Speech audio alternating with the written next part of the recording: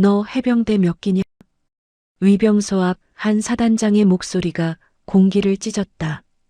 그는 몰랐다. 지금 자신이 막아선 이 낯선 여성이 대한민국 역사상 첫 여군 3스타 국방개혁의 상징 윤하정 대장이라는 사실을. 순간 정문 앞 공기는 얼어붙고 헌병들의 손끝까지 떨렸다. 단 한마디의 무시가 한 사단장의 운명을 송두리째 바꾸게 될 줄은 아무도 몰랐다. 그날 이후 대한민국 군의 질서가 흔들렸다. 도대체 위병소 앞에서 무슨 일이 있었던 걸까? 이제 그 충격적인 진실이 밝혀집니다. 잠깐 1초만 투자해서 구독, 좋아요 버튼을 꾹 눌러주시면 영상 제작에 큰 힘이 됩니다. 지금 바로 시작하겠습니다. 경상북도 상간 지역에 자리한 37사단은 오래된 군 전통이 살아 숨쉬는 곳이었습니다. 이른 새벽부터 울려 퍼지는 기상나팔 소리, 정확히 맞춰 떨어지는 발걸음 소리, 그리고 아침 점호 때 외치는 구령들이 하루를 열었죠.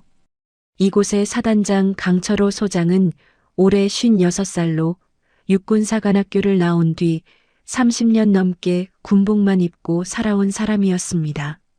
강철호에게 군대란 단순히 일터가 아니었습니다. 그것은 삶의 전부였고 자신의 정체성 그 자체였죠. 그는 매일 아침 사단장 관사를 나서며 정복깃에 달린 별 2개를 매만지곤 했습니다. 소장 계급장은 그가 평생 흘린 땀과 눈물의 증표였으니까요.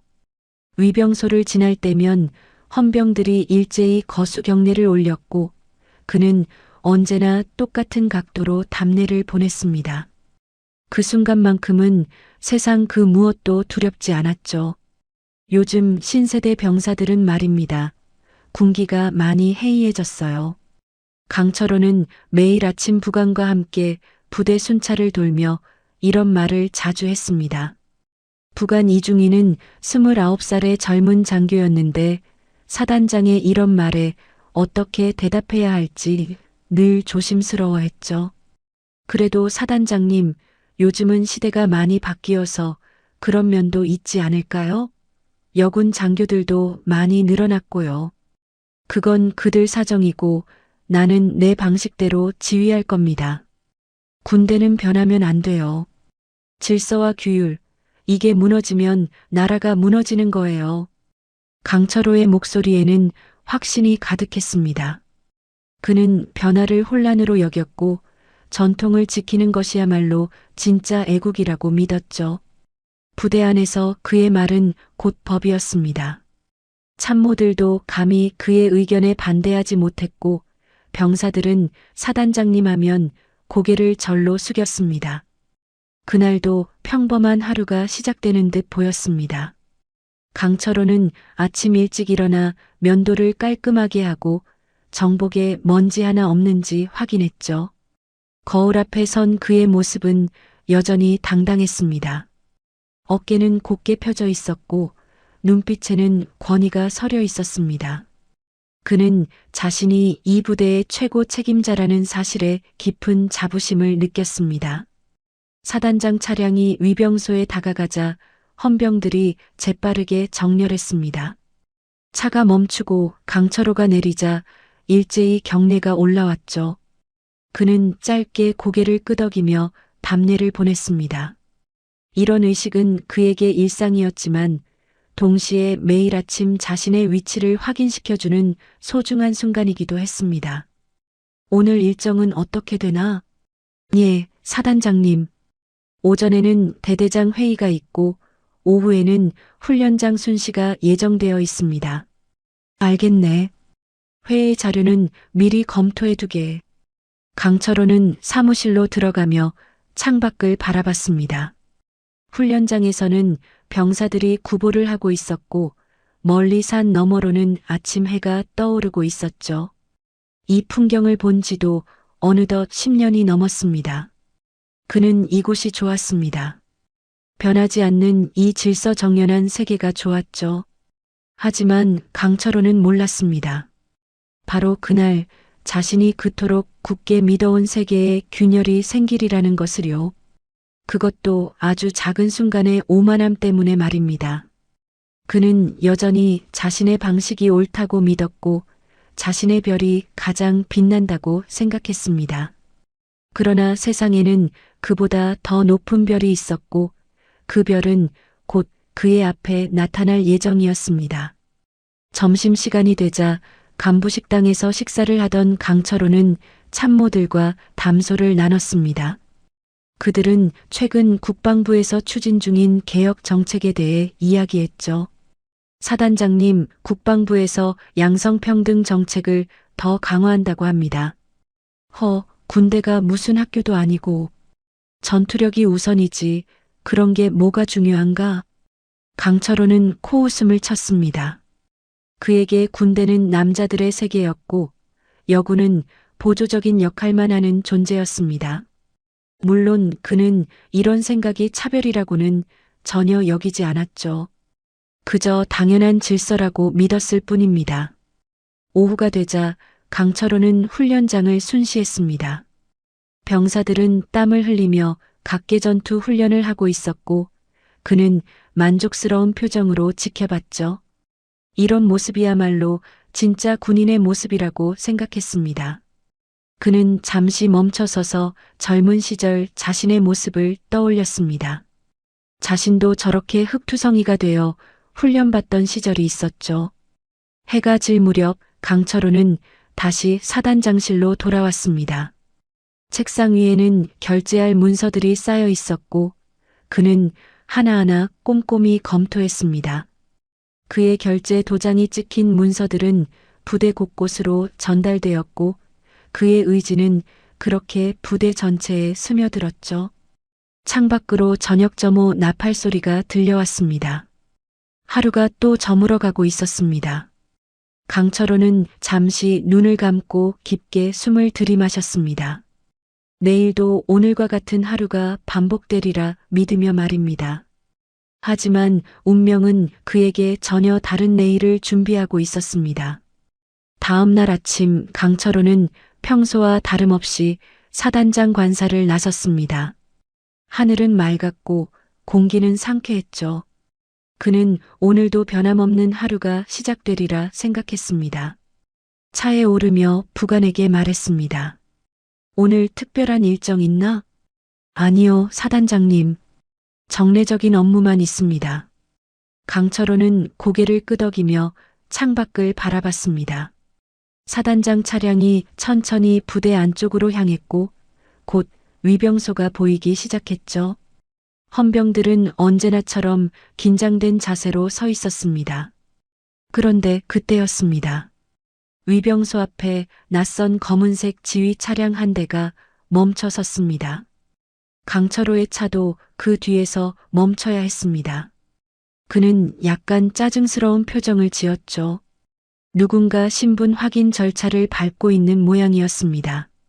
위병소 헌병이 검은 차량 쪽으로 다가가 경례를 올렸고 차창이 천천히 내려갔습니다. 소속과 신분을 말씀해 주십시오. 차 안에서 차분한 여성의 목소리가 들려왔습니다. 국방부에서 나왔습니다. 국방부요? 신분증을 확인하겠습니다. 강철호는 자기 차 안에서 그 광경을 지켜보고 있었습니다. 국방부에서 왔다는 말에 약간 호기심이 생겼죠. 하지만 여성 목소리를 듣자 대수롭지 않게 여겼습니다. 아마 국방부 소속 군무원이나 민간인 관계자겠거니 생각했던 겁니다. 검은 차량에서 한 여성이 천천히 내렸습니다. 정복 차림이었죠. 키는 그리 크지 않았지만 자세는 반듯했고 표정은 담담하면서도 단호해 보였습니다. 헌병이 신분증을 받아들고 확인하는 동안 강철호는 그녀의 정복 어깨를 힐끗 봤습니다. 그리고 눈을 의심했습니다.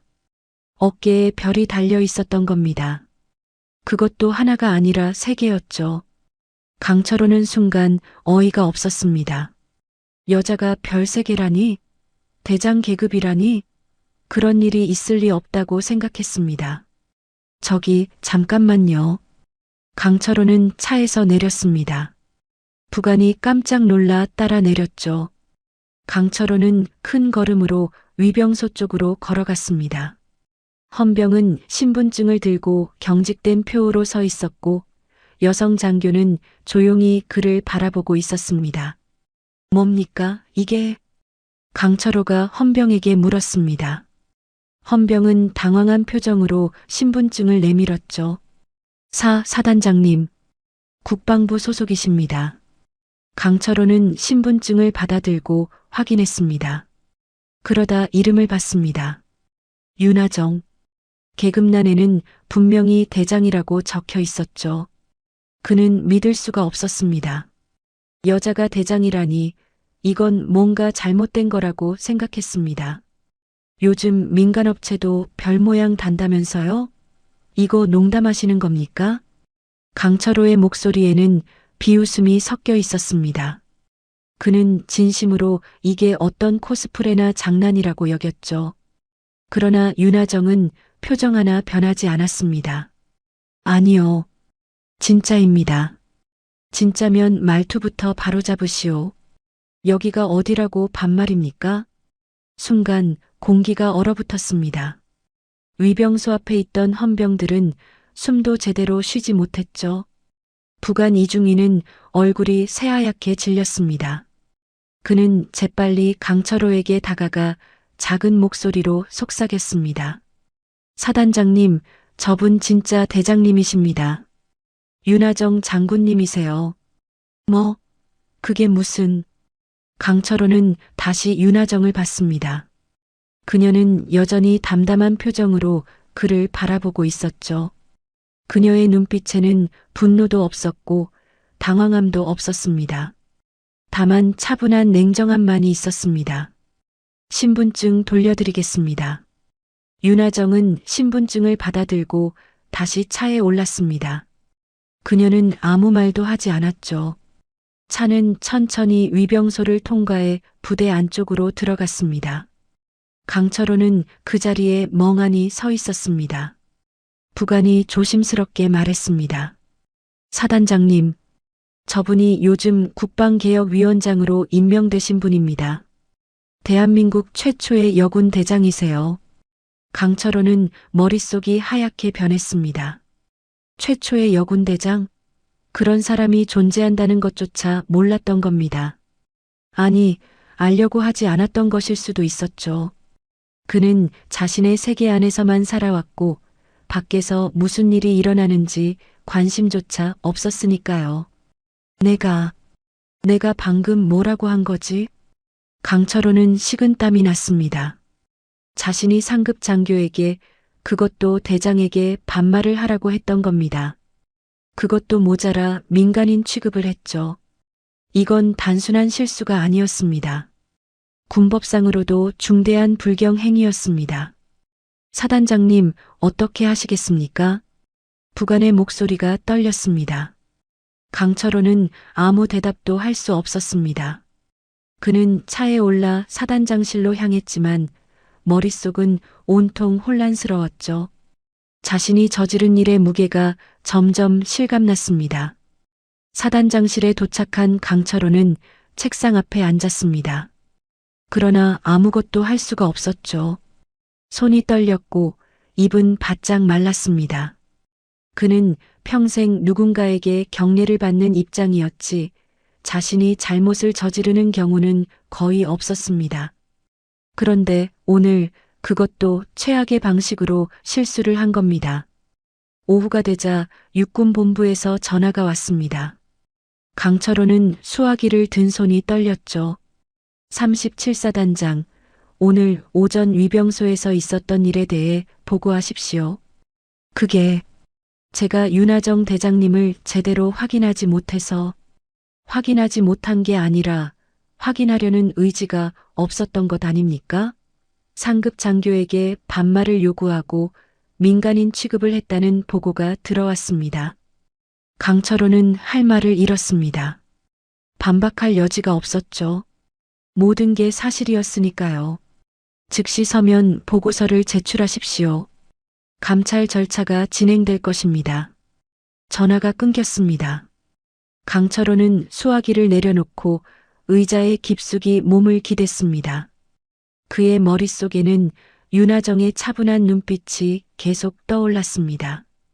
그 눈빛에는 경멸도 없었고 분노도 없었습니다. 다만 자신을 똑바로 보고 있었을 뿐이죠. 강철호는 그제야 깨달았습니다.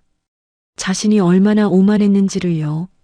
자신의 별만이 전부라고 믿었던 그 교만함이 지금 이 순간 자신을 무너뜨리고 있었습니다. 그는 창밖을 바라봤습니다. 훈련장에서는 여전히 병사들이 훈련하고 있었지만 그 풍경이 더 이상 평화롭게 느껴지지 않았습니다. 그날 저녁 강철호는 사단장 관사로 돌아왔지만 잠을 이룰 수가 없었습니다. 천장만 멍하니 바라보며 오늘 있었던 일을 되새김질했죠. 윤하정 대장의 얼굴이 자꾸만 떠올랐습니다. 그녀의 차분한 눈빛, 흔들림 없는 목소리, 그리고 자신이 내뱉었던 무례한 말들이 귓가에 맴돌았습니다. 내가 뭘 잘못한 거지? 난 몰랐을 뿐인데. 강철호는 스스로를 변호하려 했습니다. 하지만 마음 한편에서는 자신도 알고 있었죠. 몰랐던 게 아니라 알려고 하지 않았다는 것을요. 여군 대장이 임명됐다는 소식은 이미 몇 달 전부터 군 내부에서 회자되고 있었습니다. 다만 강철호는 그런 이야기에 귀를 기울이지 않았을 뿐이었죠. 다음 날 아침 강철호는 평소보다 일찍 사단장실로 출근했습니다. 책상 위에는 육군본부에 제출해야 할 서면, 보고서, 양식이 놓여 있었죠. 그는 펜을 들었지만 도무지 무슨 말을 써야 할지 막막했습니다. 실수였습니다라고 쓰기에는 너무나 큰 잘못이었고 몰랐습니다라고 쓰기에는 변명처럼 들렸습니다. 부관 이중희가 조심스럽게 문을 두드렸습니다. 사단장님, 참모회의 시간입니다. 알았네. 곧 가겠네. 강철호는 무거운 발걸음으로 회의실로 향했습니다. 참모들은 이미 자리에 앉아 있었죠. 그러나 평소와 달리 분위기가 무거웠습니다. 모두들 어제 위병소에서 있었던 일을 알고 있었던 겁니다. 군대라는 곳은 소문이 빠르기로 유명했으니까요. 어제 일은 내가 제대로 확인하지 못한 실수였네.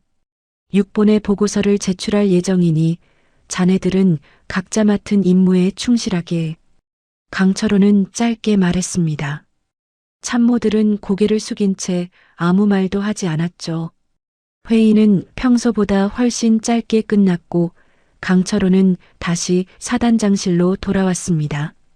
그런데 오후가 되자 육군본부에서 공문이 도착했습니다. 강철호는 공문 봉투를 뜯으며 불길한 예감이 들었죠. 내용을 읽어 내려가던 그의 얼굴은 점점 굳어갔습니다. 국방부 감찰단 파견 예정. 일시 3일 후. 대상 37사단장 강철호 소장. 사유상급 장교 신분 확인 불이행 및 불경행위. 감찰단이 온다는 것은 이 일이 단순한 해프닝으로 끝나지 않는다는 의미였습니다. 강철호는 공문을 책상 위에 내려놓고 깊은 한숨을 쉬었죠. 그는 평생 감찰을 하는 입장이었지 감찰을 받는 입장은 처음이었습니다. 소문은 순식간에 부대 전체로 퍼져나갔습니다.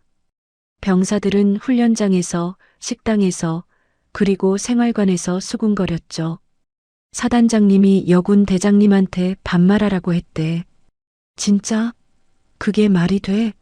대장이면 별 3개잖아. 그러니까. 근데 사단장님은 별 2개고. 완전 큰일 났네. 감찰단까지 온다며? 강철호는 이런 소문들을 모를 리 없었습니다. 복도를 지날 때마다 병사들이 수군거리다가 입을 다무는 모습을 봤으니까요. 그는 자신이 조롱거리가 되고 있다는 사실이 견딜 수 없었습니다. 하지만 더 견딜 수 없었던 건 자신이 정말로 잘못했다는 사실이었죠. 3일이 지나고 감찰단이 도착했습니다. 국방부에서 온 감찰관들은 냉정한 표정으로 사단장실에 들어왔습니다. 그들은 윤하정 대장의 직속 감찰팀이었죠. 강철호는 그들 앞에 앉아 조사를 받았습니다. 그날 위병소에서 무슨 일이 있었습니까? 윤하정 대장님을 제대로 확인하지 못했습니다. 확인하지 못한 겁니까? 안 한 겁니까? 감찰관의 질문은 날카로웠습니다. 강철호는 대답을 망설였죠. 확인하지 못한 게 아니라 확인할 생각조차 없었다는 걸 인정해야 할까요? 아니면 끝까지 실수였다고 우겨야 할까요? 정복에 별이 달려 있었습니다. 그걸 보셨습니까? 봤습니다만. 봤으면서도 민간인 취급을 하셨습니까? 여군이 대장 계급까지 올라간다는 걸 몰랐습니다. 모르는 게 변명이 됩니까? 군인이 계급장을 보고도 상급자를 알아보지 못한다는 게 말이 됩니까? 강철호는 할 말을 잃었습니다. 감찰관의 말이 모두 맞았으니까요. 그는 별을 봤습니다. 다만 그 별을 인정하고 싶지 않았을 뿐이었죠. 여자가 별 3개를 달고 있다는 사실이 자신의 세계관과 맞지 않았던 겁니다. 조사는 이틀 동안 계속되었습니다. 위병소에 있던 헌병들도 증인으로 조사를 받았고 부관 이중위도 불려갔죠. 모든 진술은 일치했습니다. 강철호가 윤하정 대장을 제대로 대우하지 않았다는 것, 그리고 그것이 고의적인 무시였다는 것 말입니다. 감찰이 진행되는 동안 강철호는 업무를 볼 수가 없었습니다. 참모들이 대신 일을 처리했고 그는 사단장실에 홀로 앉아 있을 뿐이었죠. 창밖으로는 여전히 병사들이 훈련하는 모습이 보였습니다. 그러나 그 풍경은 더 이상 그에게 위안이 되지 못했습니다. 감찰단이 떠나던 날 감찰관 한 명이 강철호에게 말했습니다. 소장님, 군인은 계급으로 존경받는 게 아닙니다. 사람으로 존경받는 겁니다. 별이 몇 개든 그 별을 어떻게 달고 사느냐가 중요하죠. 그 말은 강철호의 가슴에 비수처럼 꽂혔습니다. 그는 평생 별을 위해 살았습니다. 별을 달기 위해 노력했고 별을 지키기 위해 싸웠죠. 그런데 정작 그 별의 진짜 의미는 몰랐던 겁니다. 감찰 결과는 일주일 후에 나왔습니다. 강철호는 육군본부로부터 전화를 받았죠. 37사단장 감찰 결과 직속 상급자 신분 확인 불이행 및 불경 행위가 인정되었습니다. 징계위원회가 열릴 예정입니다. 전화를 끊은 강철호는 의자에 주저앉았습니다. 징계위원회라는 말은 곧 보직 해임을 의미했습니다. 30년 넘게 쌓아온 군 생활이 이렇게 끝나는 걸까요? 그는 고개를 떨구고 눈을 감았습니다. 눈가에 뜨거운 것이 맺혔지만 그는 흘리지 않으려고 참았습니다. 그날 밤 강철호는 홀로 부대 정문을 바라봤습니다. 위병소에는 여전히 불이 켜져 있었고 헌병들이 보초를 서고 있었죠. 저 문을 통해 자신의 삶이 무너졌다는 생각이 들었습니다. 하지만 동시에 저 문을 통해 자신이 깨달아야 할 것을 배우게 됐다는 생각도 들었습니다. 징계위원회 소집 통보를 받은 뒤 강철호의 일상은 완전히 달라졌습니다. 부대 안에서 그를 대하는 시선이 변했죠. 참모들은 여전히 경례를 올렸지만 예전 같은 존경심은 느껴지지 않았습니다. 병사들은 그를 보면 고개를 숙였지만 등 뒤에서는 수군거렸죠. 강철호는 점점 고립되어 갔습니다. 매일 아침 사단장실에 출근했지만 할 일은 거의 없었습니다. 주요 결재는 부사단장이 대행했고 중요한 회의에도 그는 형식적으로만 참석했죠. 마치 투명인간이 된 기분이었습니다. 어느 날 오후 강철호는 용기를 내어 윤하정 대장에게 전화를 걸었습니다. 수화기를 드는 손이 떨렸죠. 신호음이 몇 번 울린 뒤 차분한 목소리가 들려왔습니다. 윤하정입니다. 저 37사단장 강철호 소장입니다. 잠시 침묵이 흘렀습니다. 강철호는 숨을 크게 들이마시며 말을 이었죠. 장군님, 한 번만 만나 뵙고 싶습니다. 그날 일은 정말 오해였습니다. 제가 몰라서 오해를 만든 건 당신의 시선입니다, 소장. 윤하정의 목소리는 여전히 차분했지만 그 안에는 단호함이 담겨 있었습니다. 제 계급장을 보고도 제 신분증을 확인하고도 당신은 저를 인정하지 않았습니다. 그게 바로 문제입니다. 그 시선이 병든 겁니다. 하지만 장군님, 저는 평생 군에 헌신했습니다. 이런 식으로 끝날 수는 없습니다. 헌신의 방향이 잘못됐다면 그건 헌신이 아니라 집착입니다. 당신은 군을 사랑한 게 아니라 당신의 권위를 사랑했을 뿐입니다. 전화는 그렇게 끊겼습니다. 강철호는 한참 동안 수화기를 든 채 멍하니 앉아 있었죠. 윤하정의 말이 가슴을 후벼 팠습니다.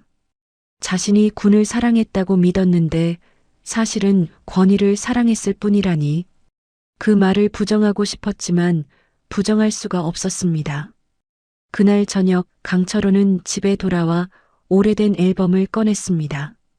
육군사관학교 입학사진, 소위 임관식 사진, 그리고 소령 진급 때 찍은 가족 사진들이 담겨 있었죠. 사진 속 젊은 강철호는 눈빛이 맑았습니다. 야망도 있었지만 순수함도 있었죠. 나는 언제부터 이렇게 변한 걸까? 강철호는 혼잣말을 했습니다.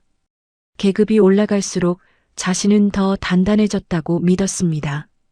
하지만 사실은 더 경직되고 더 오만해졌던 것뿐이었죠. 별이 하나씩 늘어날 때마다 그는 자신이 더 높아진다고 착각했습니다.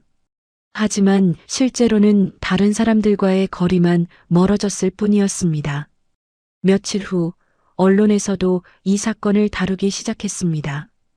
군 전문 매체가 먼저 보도했고 곧 주요 일간지들도 기사를 냈죠. 최초 여군대장 현장에서 성차별 겪어 37사단장 여군대장 신분 무시 논란. 기사 댓글에는 강철호를 비난하는 글들이 넘쳐났습니다. 군대가 아직도 저 모양이네요. 여자라고 무시하는 게 당연하다고 생각했나 봅니다. 저런 사람이 사단장이라니 부끄럽습니다. 강철호는 기사를 읽으며 얼굴이 화끈거렸습니다. 자신이 평생 지켜온 명예가 하루아침에 무너지는 느낌이었죠. 그는 컴퓨터 화면을 끄고 책상에 엎드렸습니다. 눈물이 나올 것 같았지만 그는 참았습니다. 군인은 울면 안 된다고 평생 그렇게 배워왔으니까요. 부대 안에서도 분위기는 점점 더 냉랭해졌습니다. 참모회의 시간에 강철호가 의견을 내면 참모들은 형식적으로만 답했죠. 예전 같으면 사단장의 말 한마디에 모두가 귀를 기울였지만 이제는 아무도 진지하게 듣지 않았습니다. 어느 날 강철호는 훈련장을 순시하다가 젊은 여군 부사관을 만났습니다. 그녀는 통신 장비를 점검하고 있었죠. 강철호가 다가가자 그녀는 재빨리 차려 자세를 취하고 경례를 올렸습니다. 수고하고 있네. 예, 감사합니다. 강철호는 그녀를 보며 문득 생각했습니다. 자신은 평생 여군들을 제대로 본 적이 없었다는 것을요. 그들도 똑같이 군복을 입고 똑같이 임무를 수행하는데 자신은 그들을 항상 보조적인 존재로만 여겼습니다. 윤하정 대장도 저렇게 시작했을 겁니다. 하급 계급에서부터 한 계단씩 올라와 별 3개를 단 거죠. 자네 군 생활 어떤가? 힘들지만 보람 있습니다. 사단장님. 그래. 자네 같은 여군들이 앞으로 더 많이 필요할 거야. 여군 부사관은 놀란 표정으로 강철호를 바라봤습니다. 평소 강철호라면 절대 하지 않을 말이었으니까요. 강철호는 씁쓸하게 웃으며 자리를 떴습니다. 일주일 후 육군본부에서 공문이 도착했습니다. 강철호는 떨리는 손으로 봉투를 뜯었죠. 내용은 간단했습니다. 37사단장 보직 해임. 예편 광고. 예편 광고라는 말은 사실상 강제 전역을 의미했습니다. 강철호는 공문을 책상 위에 내려놓고 창밖을 바라봤습니다. 30년 넘게 자신의 전부였던 군 생활이 이렇게 끝나는 거였습니다. 그는 별 2개가 달린 계급장을 천천히 만졌습니다. 이 별을 달기 위해 얼마나 많은 노력을 했던가요? 하지만 이제 그 별을 내려놓아야 했습니다. 그날 저녁 강철호는 홀로 부대 정문 앞에 섰습니다. 위병소에는 불이 환하게 켜져 있었고 헌병들이 교대 근무를 서고 있었죠. 저 문을 처음 들어온 게 언제였던가요? 이등병 시절부터 시작해서 소장까지 이 문을 수없이 드나들었습니다. 이제 정말 끝이구나. 강철호는 혼잣말을 하며 천천히 거수 경례를 올렸습니다. 위병소의 헌병들은 깜짝 놀라 답례를 했죠. 강철호는 한참 동안 그 자세를 유지했습니다. 마치 자신의 군 생활 전부에 작별 인사를 하는 것처럼 말입니다. 경례를 내린 강철호의 눈가에는 눈물이 맺혀 있었습니다. 그는 더 이상 참지 않았습니다. 눈물이 볼을 타고 흘러내렸죠. 그 눈물은 후회의 눈물이었고 동시에 각성의 눈물이기도 했습니다. 자신이 얼마나 오만했는지, 얼마나 좁은 세계에 갇혀 있었는지를 깨달은 순간의 눈물이었습니다. 보직 해임 통보를 받은 다음 날 강철호는 평소처럼 사단장실로 출근했습니다. 하지만 그날은 달랐죠. 책상 위에는 이미 인수인계 서류가 놓여 있었고 부사단장이 조심스럽게 문을 두드렸습니다. 사단장님 6본에서 후임자가 이틀 후에 부임한다고 연락이 왔습니다. 알겠네. 강철호의 대답은 짧았습니다. 더 이상 할 말이 없었죠. 부사단장이 나간 뒤 강철호는 사단장실을 천천히 둘러봤습니다. 이 방에서 보낸 시간들이 주마등처럼 스쳐 지나갔습니다. 중요한 결정을 내렸던 순간들, 부하들을 격려했던 순간들, 그리고 자신의 권위를 과시했던 순간들까지 모두 말입니다.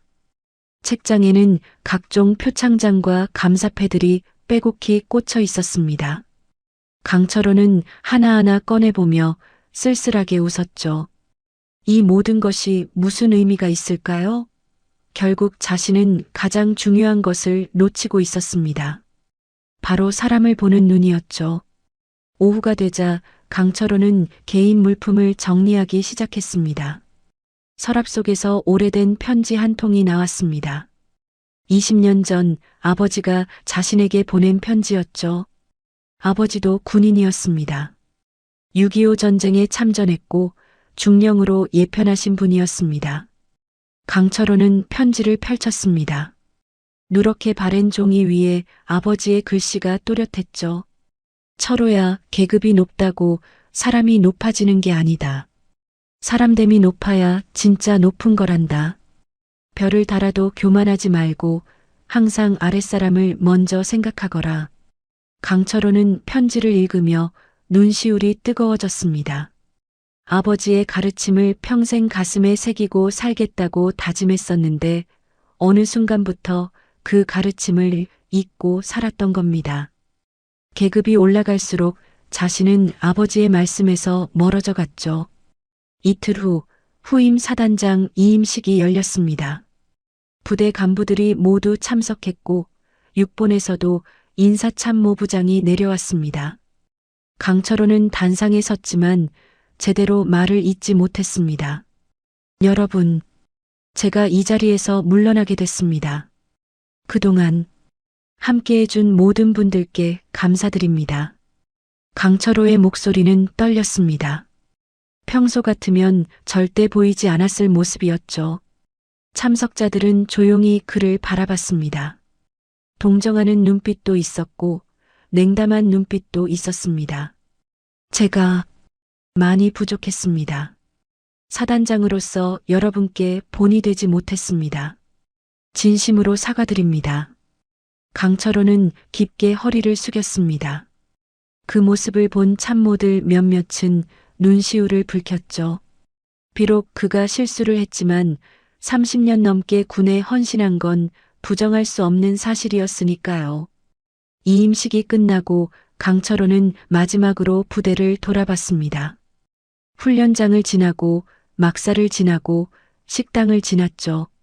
모든 게 낯설었습니다. 분명 매일 보던 풍경인데 이제 떠나야 한다고 생각하니 전혀 다르게 보였습니다. 부대 정문 앞에 도착했을 때 위병소의 헌병들이 일제히 경례를 올렸습니다.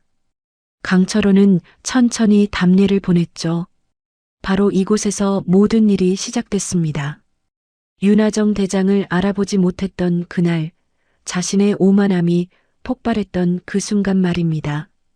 수고들 하게. 강철호는 작게 말하며 차에 올랐습니다. 차가 천천히 정문을 빠져나갔고 100m에는 점점 작아지는 부대 모습이 비쳤습니다. 강철호는 그 모습을 한참 동안 바라봤죠. 이것이 정말 끝이구나. 30년 군 생활이 이렇게 막을 내리는구나. 집으로 돌아온 강철호는 군복을 벗었습니다. 별 2개가 달린 계급장을 천천히 떼어내며 그는 한숨을 쉬었죠. 이 별을 다시 달 수 있을까요? 아니, 다시 달 자격이 있을까요? 며칠 후 강철호에게 국방부 봉투가 배달됐습니다. 예상치 못한 일이었죠. 그는 조심스럽게 봉투를 뜯었습니다. 안에는 편지 한 통이 들어 있었습니다. 보낸 사람은 윤하정 대장이었습니다. 강철호는 놀란 표정으로 편지를 펼쳤습니다. 윤하정의 글씨는 단정했고 문체는 차분했죠. 강철호 소장님께 저는 당신을 용서하기 위해 이 편지를 쓰는 게 아닙니다. 당신 스스로 깨달으시길 바라는 마음에 펜을 들었습니다. 저는 당신의 경직된 자존심 속에서 아직도 군을 사랑하는 진심을 보았습니다. 비록 그 방향이 잘못됐을지라도 말입니다. 강철호는 편지를 읽으며 손이 떨렸습니다. 윤하정은 자신을 미워하지 않았습니다. 오히려 자신의 진심을 봐준 거였죠. 언젠가 변화는 그 진심 위에 세워질 겁니다. 당신이 처음 군복을 입던 날의 초심을 잊지 마시길 바랍니다. 별이 없어도 당신은 여전히 군인입니다. 진짜 군인은 계급장이 아니라 마음가짐으로 증명되는 법이니까요. 편지를 다 읽은 강철호는 눈을 감았습니다. 눈가에 맺힌 눈물이 천천히 흘렀습니다. 윤하정은 자신을 짓밟지 않았습니다. 대신 일어설 수 있는 길을 보여준 거였죠. 그 길이 얼마나 험할지는 몰랐지만 강철호는 걸어가야 했습니다. 그날 이후 강철호는 매일 새벽 일찍 일어났습니다. 집 근처 산책로를 걸으며 생각을 정리했죠. 자신이 무엇을 잘못했는지, 앞으로 어떻게 살아야 할지를 고민했습니다. 산책로 끝에는 작은 전망대가 있었는데 그곳에서 멀리 자신이 있던 부대가 보였습니다. 강철호는 전망대에 서서 부대 방향을 바라보며 조용히 거수 경례를 올렸습니다. 매일 아침 같은 시간, 같은 장소에서 말입니다. 이것은 자신에게 주는 벌이었고 동시에 다짐이었습니다. 자신이 놓쳤던 군인의 품격을 되찾겠다는 다짐 말입니다. 어느 날 강철호는 편지지를 꺼내 윤하정 대장에게 답장을 썼습니다. 처음에는 무슨 말을 써야 할지 막막했지만 솔직한 마음을 담기로 했죠. 장군님께 제가 얼마나 오만했는지 이제야 깨달았습니다. 별을 달았다고 사람이 되는 게 아니었습니다. 사람이 되어야 별을 달 자격이 생기는 거였죠. 늦었지만 이제라도 배우겠습니다. 진짜 군인이 무엇인지 말입니다. 편지를 붙인 강철호는 가슴 한편이 조금 가벼워지는 걸 느꼈습니다. 인정하는 것, 그것이 변화의 시작이었습니다. 예편 수속을 밟는 동안 강철호는 민간인으로 돌아갈 준비를 했습니다. 30년 넘게 군복만 입고 살았던 사람에게 민간 생활은 낯설기만 했죠.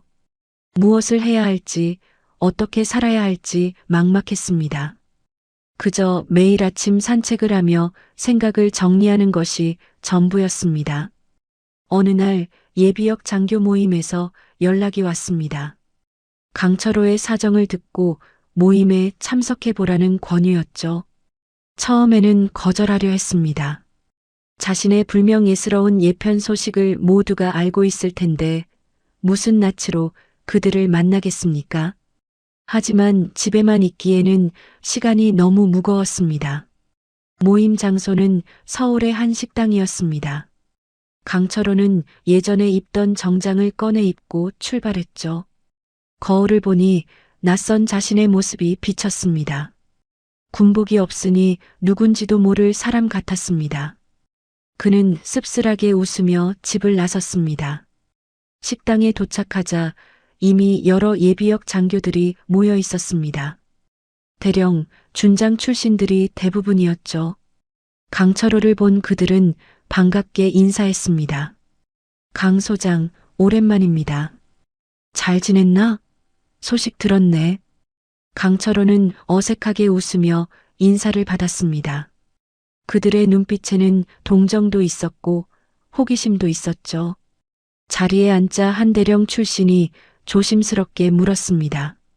그때 일이 참 안 됐네. 윤하정 장군 사건 말일세. 내가 잘못했습니다. 변명의 여지가 없죠. 강철호의 솔직한 대답에 자리가 조용해졌습니다. 예상치 못한 반응이었죠. 보통은 변명을 하거나 억울함을 호소하는 게 일반적인데 강철호는 그러지 않았습니다. 그래도 좀 억울하지 않나? 여군이 대장이 된 것도 얼마 안 됐고 자네가 몰랐을 수도 있잖나. 몰랐던 게 아닙니다. 알려고 하지 않았던 거죠. 별이 3개 달려 있었는데 나는 그걸 보고도 인정하지 않았습니다. 그게 내 잘못입니다. 강철호의 말에 몇몇은 고개를 끄덕였습니다. 그의 각성이 진심임을 느낀 거죠. 식사를 하며 이야기는 자연스럽게 군 이야기로 흘러갔습니다. 요즘 군대가 많이 변하고 있다는 이야기, 여군 비율이 늘어나고 있다는 이야기, 그리고 젊은 세대 장교들의 사고방식이 달라지고 있다는 이야기들이었죠. 시대가 변하는 거야.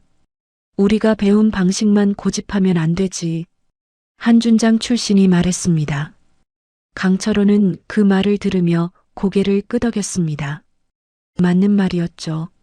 자신은 변화를 거부했고 그 대가를 치렀습니다.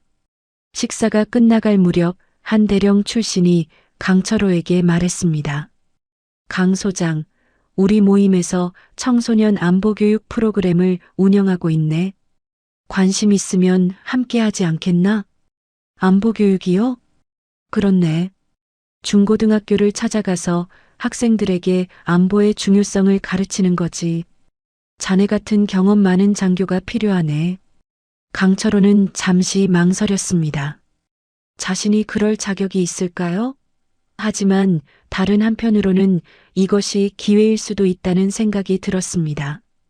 젊은 세대에게 자신이 배운 것, 그리고 자신이 깨달은 것을 전할 수 있는 기회 말입니다. 해보겠습니다. 가르쳐 주십시오. 그날 이후 강철호는 안보교육 강사로 활동하기 시작했습니다. 처음에는 어색했습니다.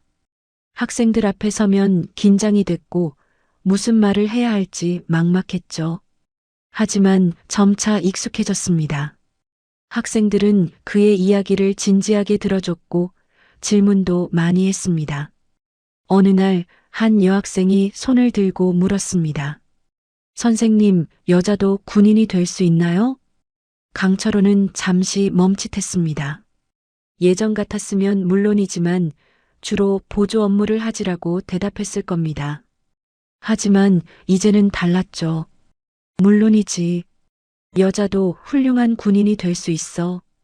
우리나라에는 여군 대장님도 계셔. 별 3개를 단 분이시지.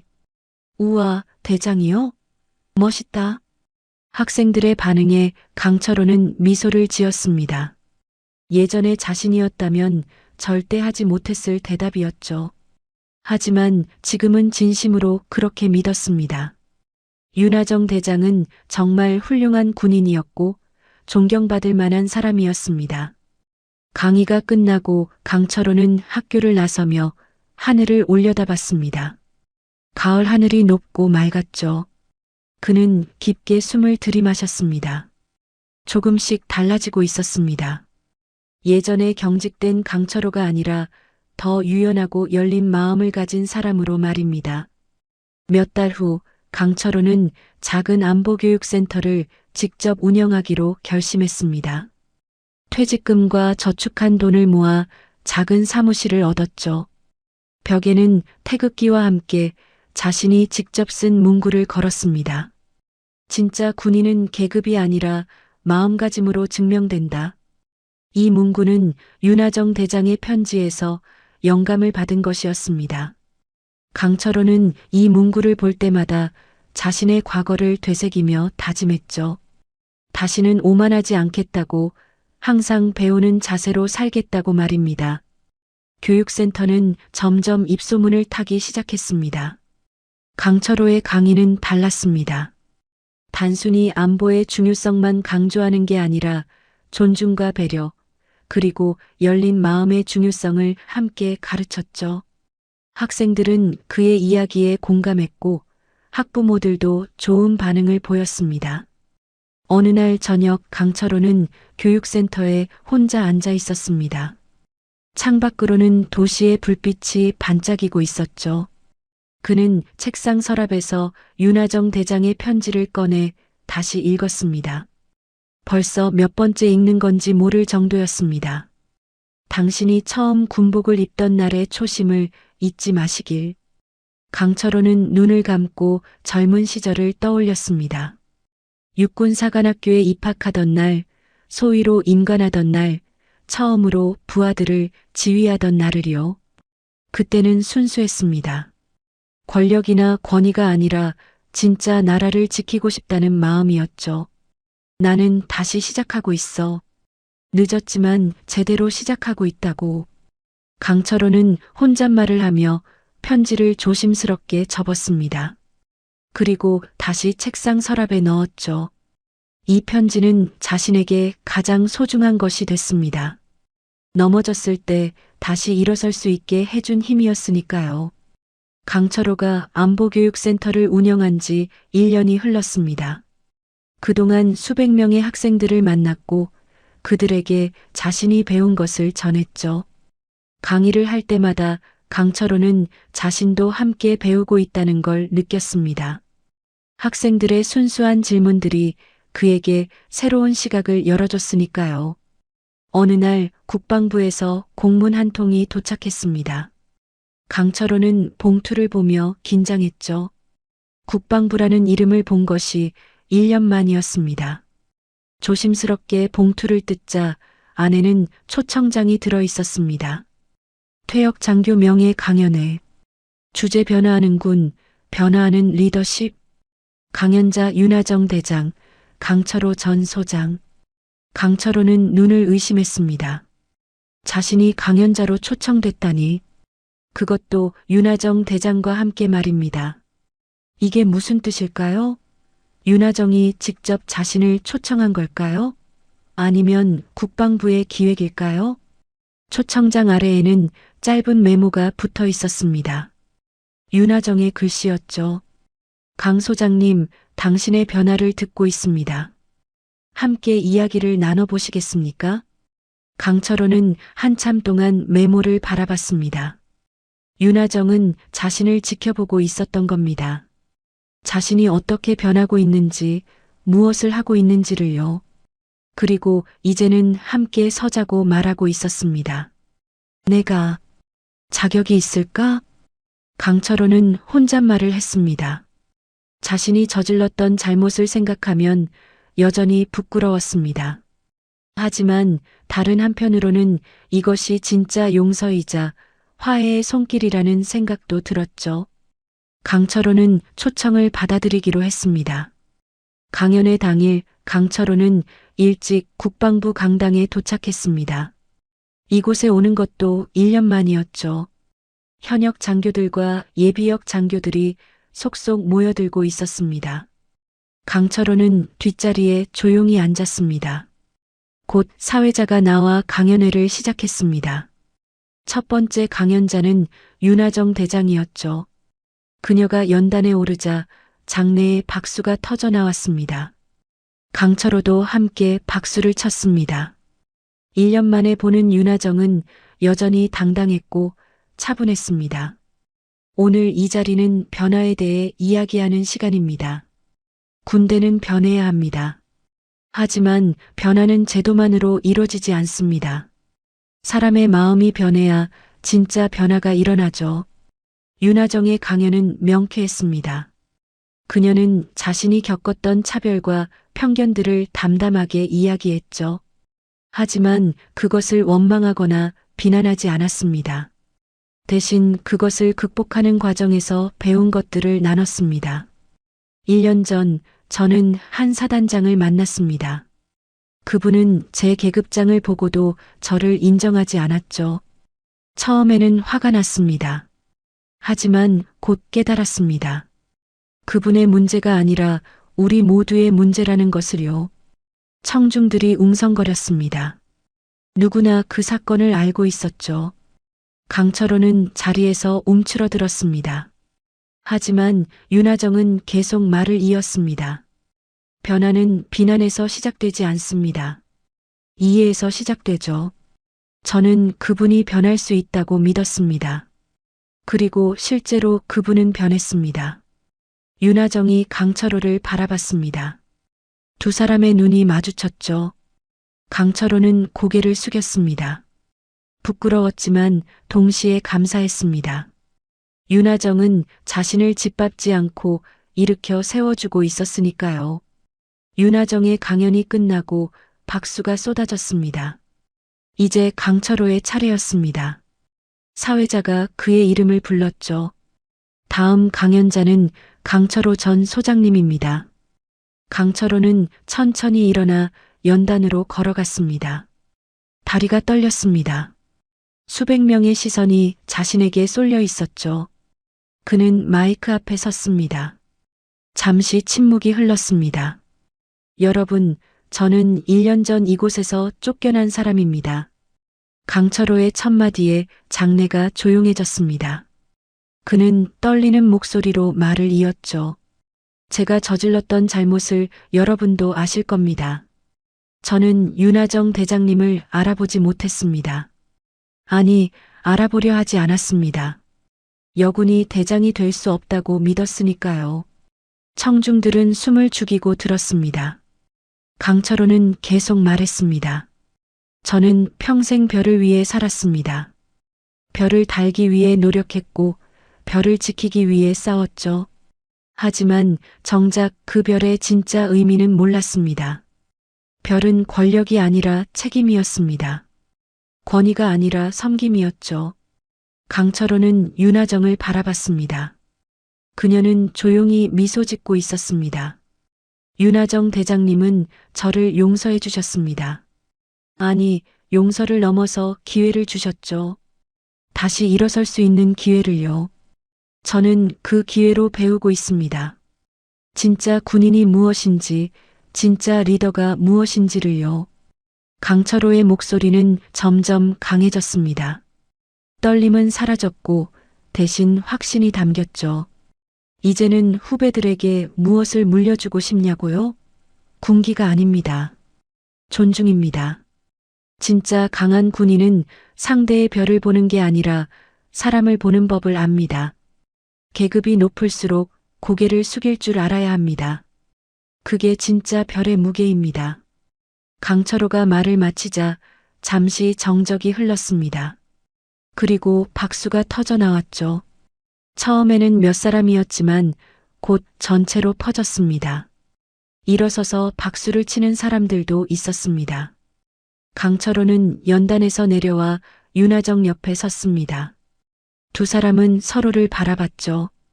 윤하정이 먼저 손을 내밀었습니다. 수고하셨습니다. 강 소장님. 아니요, 장군님. 감사합니다. 두 사람은 악수를 나눴습니다. 그 순간 카메라 플래시가 터졌죠.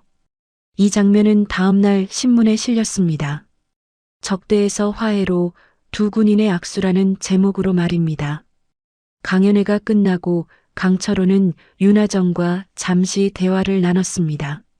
장군님, 제가 어떻게 보답해야 할까요? 보답은 필요 없습니다. 다만 계속 배우고 가르치십시오. 그게 진짜 보답입니다. 명심하겠습니다. 강철호는 깊게 고개를 숙였습니다. 윤하정은 그의 어깨를 가볍게 두드렸죠. 당신은 이미 많이 변했습니다.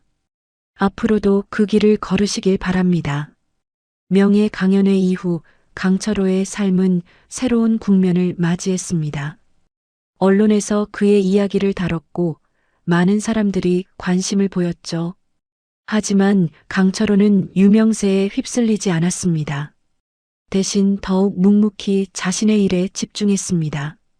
안보교육센터는 점점 활기를 띠었습니다. 학생들뿐만 아니라 기업체에서도 강연 요청이 들어왔죠. 리더십과 조직 문화에 대한 강의였습니다.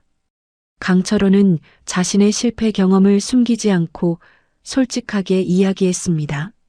사람들은 그의 진솔함에 감동했습니다. 어느 가을날 강철호는 교육센터 사무실을 정리하고 있었습니다. 벽에는 그동안 찍었던 사진들이 걸려 있었죠. 학생들과 함께 찍은 사진, 강연회에서 윤하정 대장과 악수하던 사진, 그리고 최근에 찍은 단체 사진들이었습니다. 문득 강철호는 오래전 사진 한 장을 꺼내 액자에 넣어 벽에 걸었습니다. 37사단 사단장 시절 부대 정문 앞에서 찍은 사진이었죠. 정복을 입고 당당하게 서 있는 자신의 모습이 보였습니다. 그때는 오만했지만 동시에 순수하기도 했던 시절이었습니다. 과거를 부정하면 안 돼. 그것도 내 일부니까. 강철호는 혼잣말을 하며 사진을 바라봤습니다. 그 사진 옆에는 윤하정 대장과 찍은 사진이 나란히 걸렸죠. 과거와 현재가 함께 있는 모습이었습니다. 며칠 후 강철호는 육군사관학교에서 특강 요청을 받았습니다. 생도들에게 리더십에 대해 이야기해 달라는 것이었죠. 강철호는 흔쾌히 수락했습니다. 자신이 배출된 곳에서 후배들을 만난다는 것은 특별한 의미가 있었으니까요. 특강 당일 강철호는 오랜만에 사관학교 교정을 밟았습니다. 모든 것이 그대로였습니다. 생도들이 구령을 외치며 행진하는 모습, 단정한 교복, 그리고 젊음으로 가득한 얼굴들이었죠. 강철호는 자신의 젊은 시절을 떠올렸습니다. 강의실에 들어서자 수십 명의 생도들이 일제히 일어나 경례를 올렸습니다. 강철호는 답례를 보내며 미소 지었죠. 이들이 앞으로 군을 이끌어갈 주역들이었습니다. 앉으십시오. 여러분, 저는 강철호입니다. 전직 소장이고 지금은 안보교육센터를 운영하고 있습니다. 강철호는 자신의 실패담부터 시작했습니다. 위병소에서 있었던 일, 윤하정 대장을 알아보지 못했던 순간, 그리고 그로 인해 겪었던 모든 것들을 솔직하게 털어놨죠. 생도들은 숨죽이며 들었습니다. 여러분은 앞으로 별을 달게 될 겁니다. 어떤 분은 1개, 어떤 분은 2개, 혹은 그 이상을 달 수도 있죠. 하지만 명심하십시오. 별은 여러분을 높이는 게 아닙니다. 여러분에게 더 큰 책임을 주는 겁니다. 강철호의 목소리에는 힘이 실렸습니다. 이것은 자신이 뼈아프게 배운 교훈이었으니까요. 계급이 높아질수록 고개를 낮춰야 합니다. 부하를 존중하고 다른 의견을 경청하고 자신의 잘못을 인정할 줄 알아야 합니다. 그게 진짜 리더입니다. 한 생도가 손을 들었습니다. 선배님, 그때 윤하정 장군님을 처음 만났을 때 어떤 기분이셨나요? 강철호는 잠시 생각했습니다. 정직하게 대답하기로 했죠. 충격이었습니다. 여군이 대장이라는 사실을 받아들일 수 없었죠. 하지만 그건 제 편견이었습니다. 장군님은 그 자리에 오를 자격이 충분한 분이셨어요. 다만 제가 보지 못했을 뿐입니다. 또 다른 생도가 물었습니다. 지금은 후회하시나요? 후회는 하지 않습니다. 대신 반성합니다. 후회는 과거에 머무는 것이고 반성은 미래를 바꾸는 것이니까요.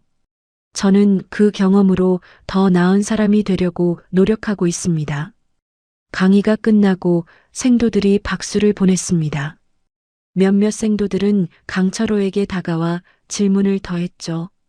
강철호는 하나하나 성심껏 답했습니다. 이들의 눈빛에서 미래가 보였습니다. 사관학교를 떠나며 강철호는 교정을 천천히 거닐었습니다. 저녁 햇살이 교정을 비추고 있었죠. 생도들이 저녁 점호를 위해 모여들고 있었습니다. 강철호는 멈춰서서 그 광경을 바라봤습니다. 이 아이들이 나보다 더 나은 군인이 되겠지. 강철호는 혼잣말을 하며 미소 지었습니다. 그는 더 이상 과거에 집착하지 않았습니다. 대신 미래를 바라보고 있었죠. 몇 년이 흘렀습니다. 강철호의 안보교육센터는 이제 제법 알려진 곳이 됐습니다. 그는 여전히 매일 아침 일찍 일어나 산책을 했고 센터에 출근해서 강의를 준비했죠. 그의 강의실 벽에는 여전히 그 문구가 걸려 있었습니다. 진짜 군인은 계급이 아니라 마음가짐으로 증명된다. 어느 날 강철호는 우편물 중에서 낯익은 필체의 편지를 발견했습니다. 윤하정 대장의 편지였죠. 그는 조심스럽게 봉투를 뜯었습니다. 강 소장님, 오랜만입니다. 선배님의 소식을 자주 듣고 있습니다. 젊은이들에게 좋은 가르침을 주고 계시다고요. 감사합니다. 선배님이 변화의 증인이 되어주셔서 말입니다. 군은 여전히 변화하고 있습니다. 더디지만 확실하게요. 그 변화 속에 선배님의 목도 있다는 걸 알아주셨으면 합니다. 강철호는 편지를 읽으며 눈시울이 뜨거워졌습니다. 윤하정은 여전히 자신을 기억하고 있었고 격려해주고 있었습니다. 그는 편지를 조심스럽게 접어 서랍에 넣었죠. 첫 번째 편지 옆에 말입니다. 그날 저녁 강철호는 창밖을 바라보며 차 한 잔을 마셨습니다. 도시의 불빛이 반짝이고 있었고 멀리서는 군용 헬기가 날아가는 소리가 들렸죠. 강철호는 조용히 거수 경례를 올렸습니다. 감사합니다, 장군님. 저를 포기하지 않아 주셔서. 그의 눈빛은 더 이상 오만하지 않았습니다. 대신 겸손과 감사가 담겨 있었죠. 별이 없어도 그는 여전히 군인이었습니다. 아니, 어쩌면 이제야 진짜 군인이 된 것인지도 몰랐습니다. 강철호는 내일 있을 강의 자료를 다시 한번 점검했습니다. 학생들에게 전하고 싶은 이야기가 많았죠. 실패에 대한 이야기, 각성에 대한 이야기, 그리고 변화에 대한 이야기였습니다. 실패는 끝이 아니라 시작이야. 거기서 무엇을 배우느냐가 중요하지. 강철호는 혼잣말을 하며 자료를 덮었습니다. 그리고 창밖을 다시 한번 바라봤죠. 밤하늘에는 별들이 빛나고 있었습니다. 그 별들은 강철호에게 말하고 있었습니다. 진짜 별은 하늘에 있는 게 아니라 마음속에 있다고 말입니다. 강철호는 미소를 지으며 불을 껐습니다. 내일은 또 다른 하루가 시작될 것입니다. 배우고 가르치는 하루, 그리고 조금 더 나은 사람이 되어가는 하루가 말입니다. 그는 더 이상 과거의 그가 아니었습니다. 새로운 별 아래 서 있는 새로운 강철호였습니다.